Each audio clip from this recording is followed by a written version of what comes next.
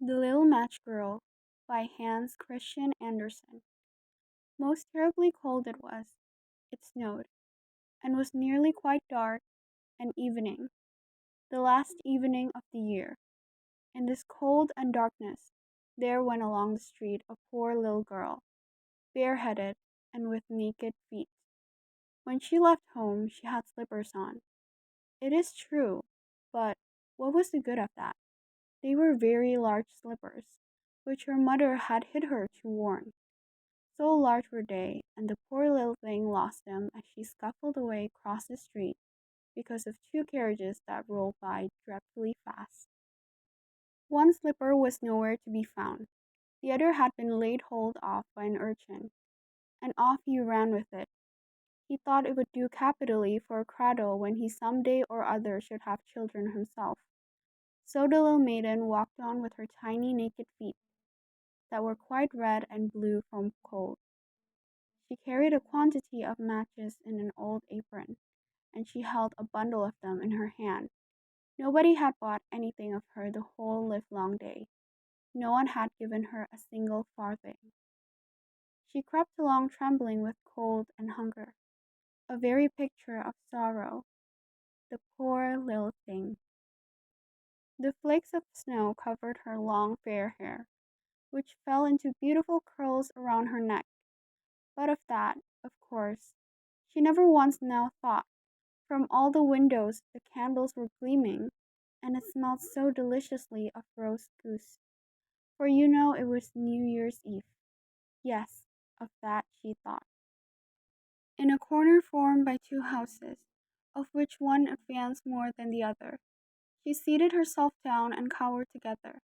Her little feet she had drawn close up to her, but she grew colder and colder, and to go home she did not venture, for she had not sold any matches, and could not bring a farthing of money.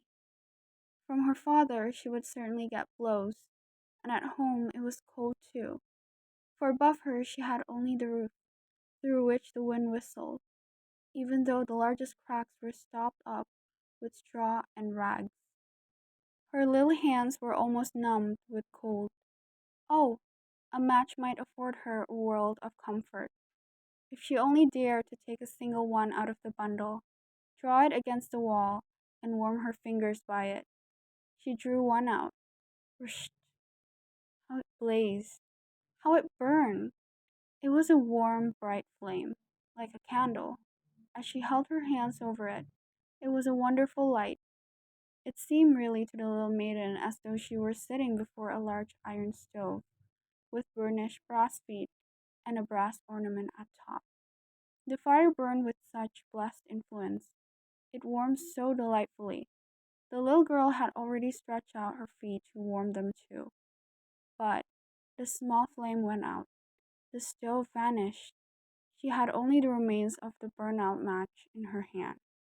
She rubbed another against the wall. It burned brightly, and where the light fell on the wall, there the wall became transparent like a veil, so that she could see into the room. On the table was spread a snow-white tablecloth. Upon it was a splendid porcelain service, and the roast goose was steaming famously with its stuffing of apple and dried plums. And what was still more capital to behold was, the goose hopped down from the dish, reeled about on the floor with knife and fork in its breast, till it came up to the poor little girl, when the match went out and nothing but the thick, cold, damp wall was left behind. She lighted another match. Now there she was sitting under the most magnificent Christmas tree. It was still larger and more decorated than the one which she had seen through the glass door in the rich merchant's house. Thousands of lights were burning on the green branches, and gaily colored pictures, such as she had seen in the shop windows, looked down upon her. The little maiden stretched out her hands towards them when the match went out. The lights of the Christmas tree rose higher and higher. She saw them now as stars in heaven. One fell down and formed a long trail of fire. "Someone is just dead," said the little girl, for her old grandmother, the only person who had loved her, and who was now no more, had told her that when a star falls, a soul ascends to God. She drew another match against the wall. It was again light, and in the lustre there stood the old grandmother, so bright and radiant, so mild, and with such an expression of love. "Grandmother," cried the little one, "oh, take me with you! You go away when the match burns out. You vanish like the warm stove, like the delicious roast goose, and like the magnificent Christmas tree." And she rubbed the whole bundle of matches quickly against the wall, for she wanted to be quite sure of keeping her grandmother near her. And the matches gave such a brilliant light that was brighter than at noonday.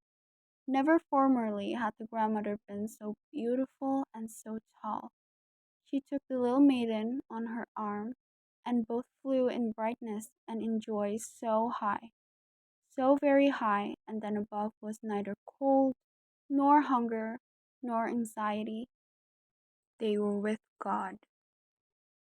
But in the corner, at the cold hour of dawn, sat the poor girl, with rosy cheeks and with a smiling mouth, leaning against the wall, frozen to death, on the last evening of the old year. Stiff and stark sat the child there with her matches, of which one bundle had been burnt. She wanted to warm herself, people said. No one had the slightest suspicion of what beautiful things she had seen. No one even dreamed of the splendor in which, with her grandmother, she had entered on the joys of a new year. The end.